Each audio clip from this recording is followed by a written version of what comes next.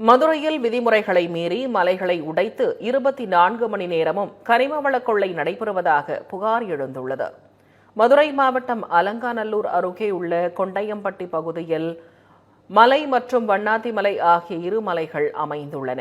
இந்நிலையில் அங்குள்ள வண்ணாத்தி மலையை சட்டத்திற்கு புறம்பாக சக்தி வாய்ந்த வெடிகளை வைத்து தகர்த்து கனிம வளங்களை கொள்ளையடிக்கும் பணிகள் 24 மணி நேரமும் நடந்து வருவதாக புகார்கள் எழுந்துள்ளன. இரவு நேரங்களில் லாரிகள் மூலம் கடத்தப்படும் கனிம வளங்கள் குறித்து அதிகாரிகள் கண்டுகொள்வதில்லை என்றும் அப்பகுதி மக்கள் குற்றம் சாட்டியுள்ளனர்.